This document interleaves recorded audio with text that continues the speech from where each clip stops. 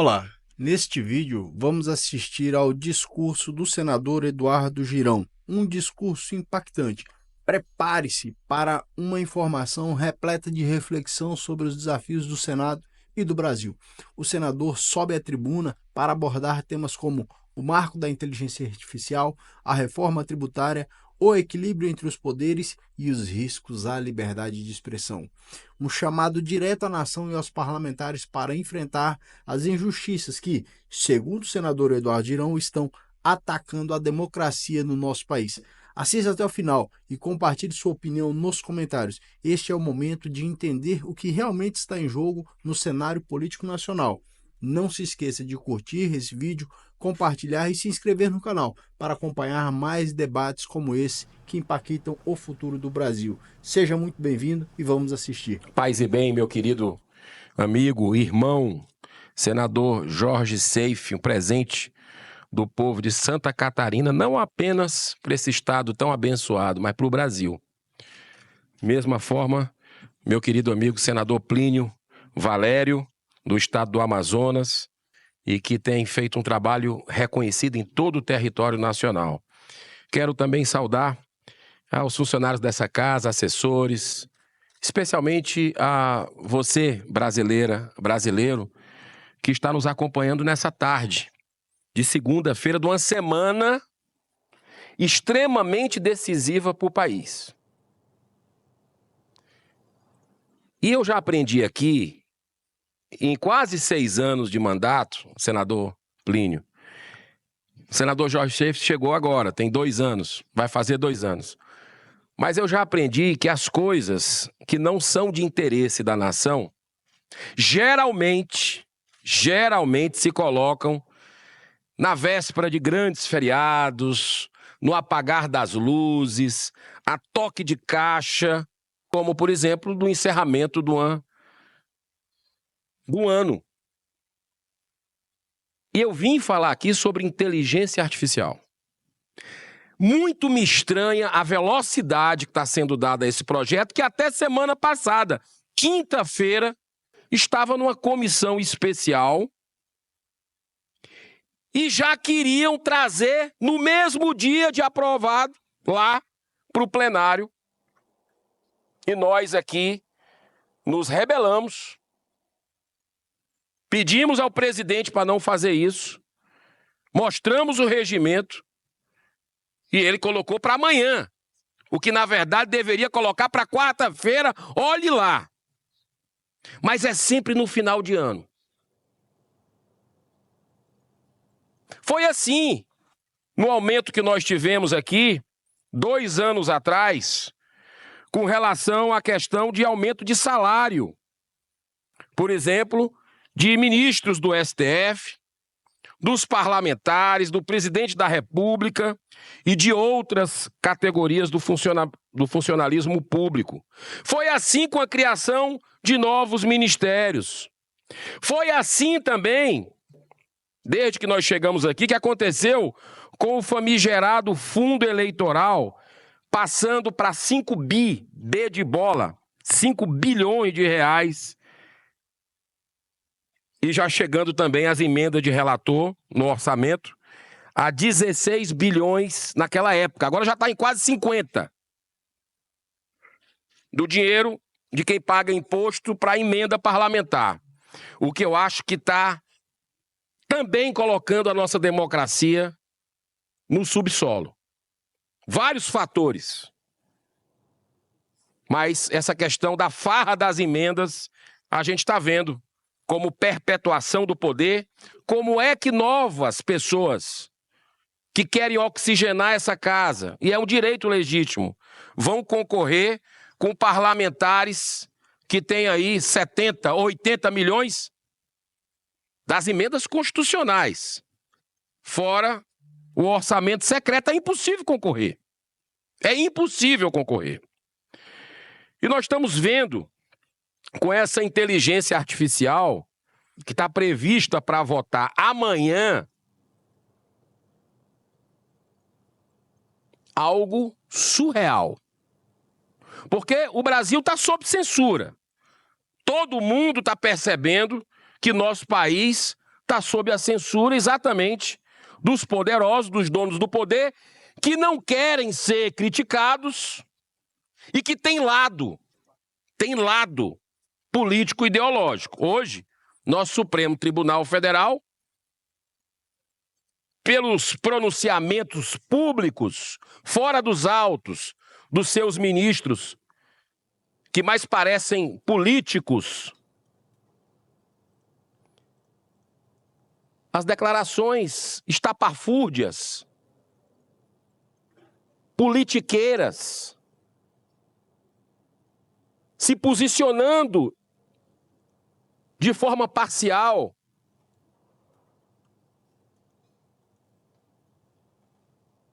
talvez seja também para não serem criticados, que eles querem enfiar a goela abaixo do brasileiro a censura, o controle das redes sociais, julgamento essa semana, sendo aí possivelmente finalizado, com declarações as mais absurdas possíveis dos ministros, inclusive o Toffoli, comparando a questão da violência, do ato de violência com a liberdade de opinião, de expressão, a livre opinião, mostrando completo despreparo para o cargo. E o Senado calado, omisso, diante de tantos abusos. E está marcado para amanhã, coincidentemente, um marco da inteligência artificial que tem dispositivos que interessam a eles. Aí fica a pergunta, é um acordão que está em curso entre o STF e o Congresso para votar às pressas isso aqui?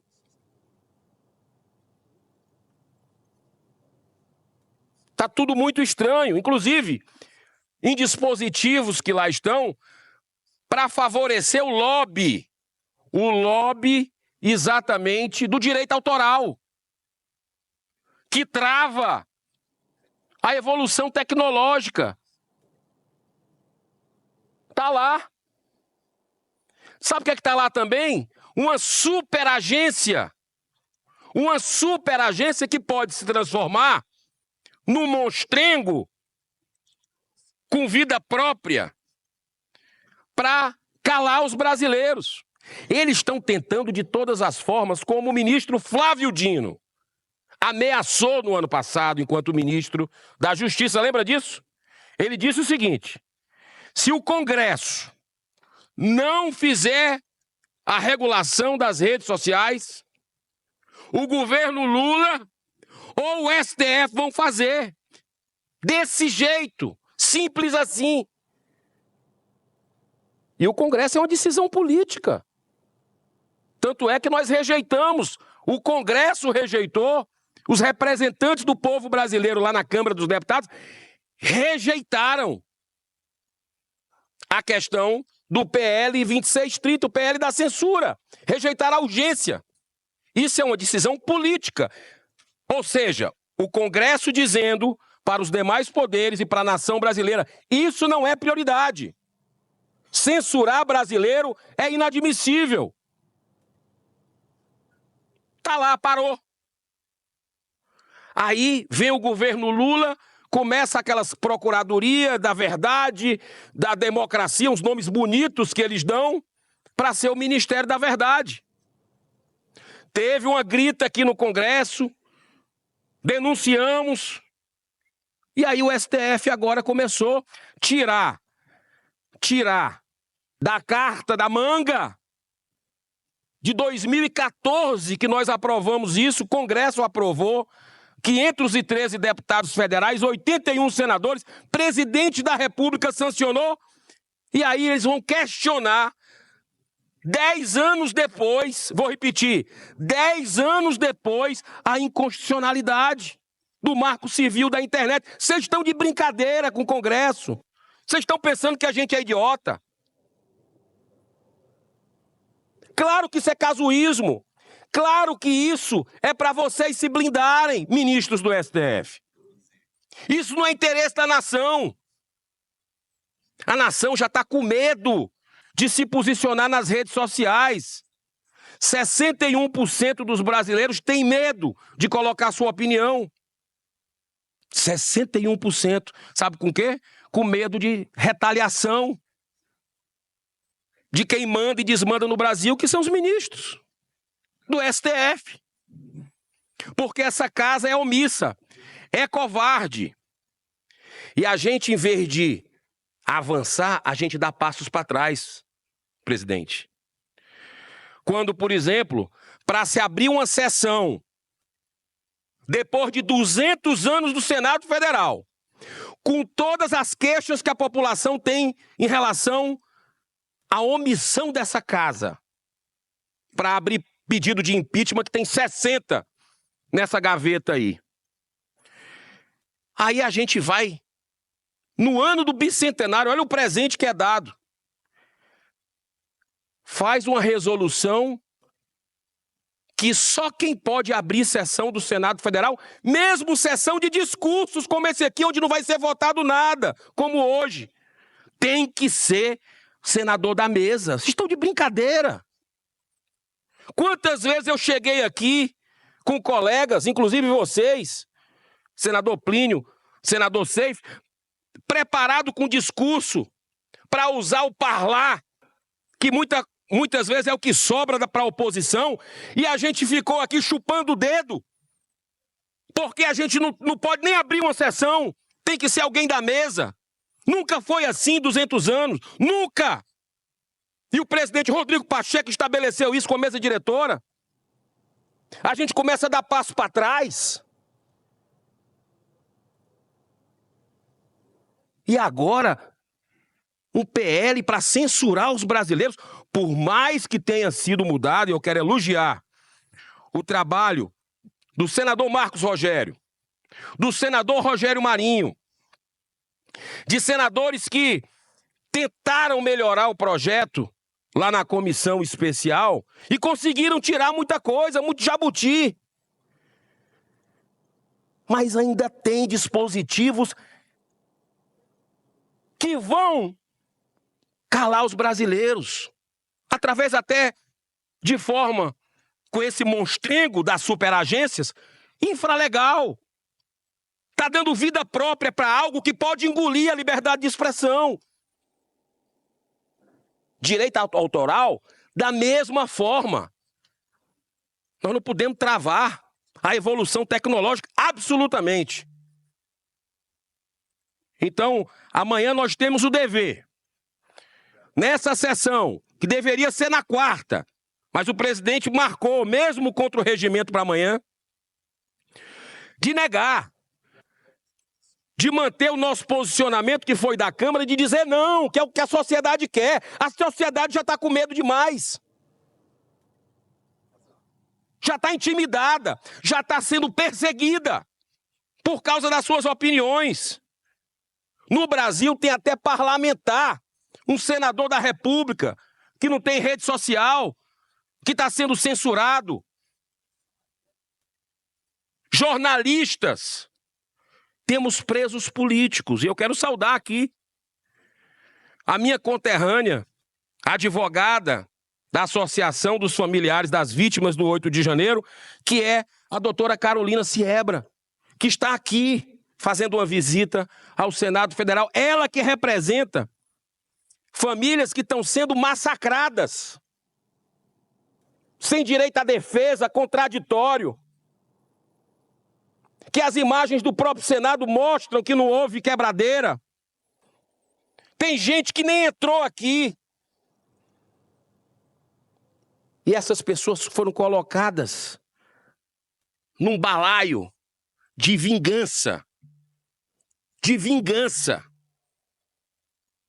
De membros do Supremo Tribunal Federal. Que parece que joga tudo fechadinho. No corporativismo doentio. Não tem uma voz para se levantar e dizer o que está acontecendo. A gente está tendo que ir no exterior para denunciar o que está acontecendo no Brasil, os abusos. E quando a gente fala para parlamentares, eu tive semana passada na Espanha. Tive mês passado nos Estados Unidos. Quando a gente fala para parlamentares, eles não acreditam no que está acontecendo no Brasil. E nós estamos aqui, e eu quero saudar também a Vânia Nogueira, aqui presente, a Giovana Nogueira e a Natália Mendes, lá de Fortaleza, estão visitando o plenário. Nós estamos aqui em vias de decidir o próximo presidente do Senado. Está passando por baixo do radar ainda, é agora. Nós estamos praticamente na última sessão, na penúltima do ano. Na primeira já tem a eleição do primeiro dia. E a preço de hoje, com todo o respeito à pessoa, que merece, sempre educada e tudo, mas foi um péssimo presidente do Senado, o senador Davi Alcolumbre. Como é que nós vamos colocar a cabeça no travesseiro e dormir depois da subserviência que essa casa foi na gestão dele para o STF? Como? Como? País que virou o país das emendas parlamentares, que a democracia está ruindo também por isso. É como se desse um atestado que essa gestão se levantou em defesa do Brasil, da sociedade. Jamais. Jamais. Eu já fui presidido pelo Davi Alcolumbre. E não tem nem perigo eu votar. Absolutamente. Espero que nós tenhamos outras candidaturas, quanto mais melhor, para fazer um debate justo, para que a sociedade perceba e participe. Ah, não, mas são só os senadores que votam. E tem que votar aberto, no meu modo de entender. Desde que eu cheguei aqui, eu levantei o voto aberto. E foi assim que nós conseguimos derrotar, na época, fazer alternância de poder. Voto aberto. A população precisa saber quem vota em quem. Então, senhor presidente, nós estamos chegando numa hora derradeira da nação. É muita injustiça que está acontecendo de norte a sul, de leste a oeste do país, em toda a nossa nação. E eu não acredito. Até agora é um silêncio ensurdecedor do presidente dessa casa sobre o último pedido de impeachment do ministro Alexandre de Moraes, o ditador do Brasil. Um pedido de impeachment que é considerado o super pedido de todos os 60 que aí estão, porque tem 50 laudas apontando arbitrariedades. Foi assinado por 157 deputados federais, representantes do povo. 2 juristas de renome. Um, o ex-desembargador Sebastião Coelho, e o outro, o doutor Rodrigo Saraiva Marinho.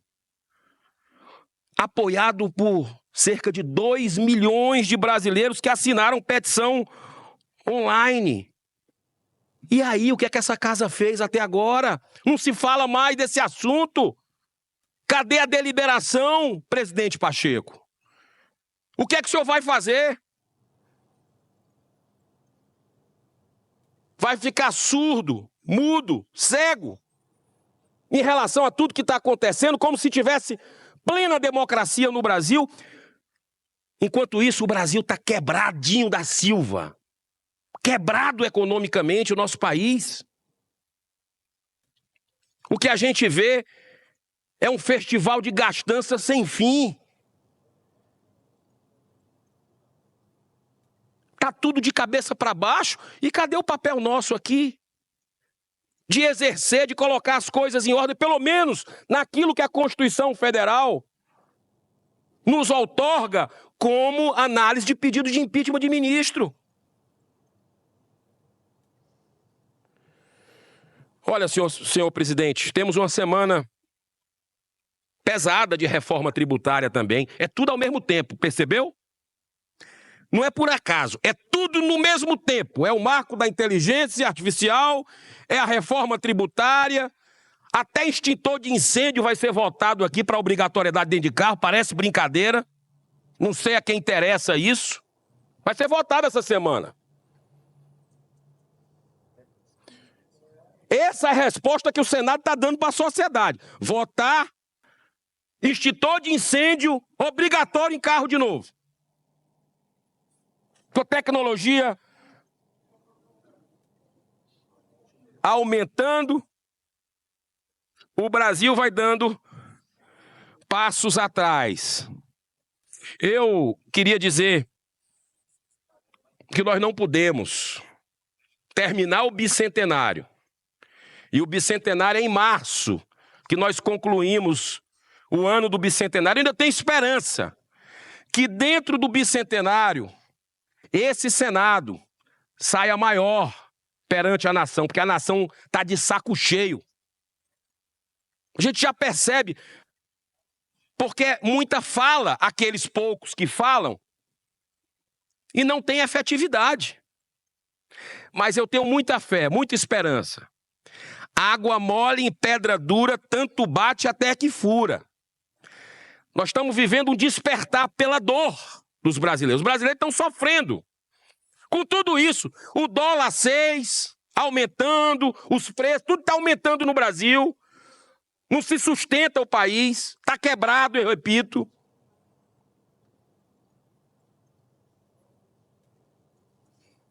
E qual é a resposta do Senado, efetivamente? Eu quero dizer uma coisa, o meu voto, se tiver um voto contra a reforma tributária, é meu. De novo, porque eu já votei contra. É um compêndio ideológico para trazer tudo para a mão, para as prefeituras e os estados comerem na mão do governo central. Está claro isso. Projeto de poder que só aumenta imposto. Como é que eu vou votar a favor de um troço desse? Nunca! Nunca! Agora, a emergência da nação é o reequilíbrio entre os poderes da República. E o Senado está devendo. Está devendo para a sociedade essa resposta à altura. E eu tenho fé, muita fé e esperança, senhor presidente, que daqui para março, eu não sei o que é que o universo reserva para nós. Mas essa terra aqui tem dono, que é Jesus. E tem muita gente orando, de joelho, seja católico, evangélico, espírita de outras religiões, famílias sofrendo, exiladas, passando todo tipo de provação que você pode imaginar, gente trabalhadora. Aí, em 2017, nós tivemos uma quebradeira, incêndio aqui na esplanada dos ministérios. Todo mundo lembra. Os 2 pesos e 2 medidas. Por quê? Porque são conservadores de direita. Eu não acho isso justo. Isso não é correto. Nós estamos numa caçada implacável para calar quem critica esse sistema apodrecido. Esse sistema que enterrou a Lava Jato, que é a esperança do povo brasileiro. Então, eu tenho, repito pela terceira vez, muita fé e esperança que de forma ordeira, pacífica, respeitosa, mas com firmeza cobrando dos representantes, essa casa vai se levantar ainda dentro do bicentenário. E para ela se levantar, Davi Alcolumbre não pode ser presidente daqui. Não tem condições de ser presidente daqui, porque a gente já viu esse filme. Que Deus nos dê sabedoria, força, para que possamos fazer as mudanças que o Brasil precisa na Casa Revisora da República. Muito obrigado, senhor presidente. Chegamos ao fim desse discurso marcante do senador Eduardo Girão, que trouxe à tona questões cruciais para o futuro do Brasil. Os desafios da liberdade de expressão, os limites da democracia e a necessidade de um Senado Federal mais firme e transparente. O que você achou das reflexões apresentadas? Concorda com as críticas e propostas feitas? Deixe sua opinião aqui nos comentários, porque o debate não para por aqui. Lembre-se, a mudança começa com a informação e o diálogo. Então, se esse conteúdo foi útil ou te fez refletir, curta o vídeo, compartilhe com amigos e familiares e inscreva-se no canal para acompanhar mais debates como este. Vamos juntos fortalecer a cidadania e lutar por um Brasil mais justo e democrático. Até o próximo vídeo.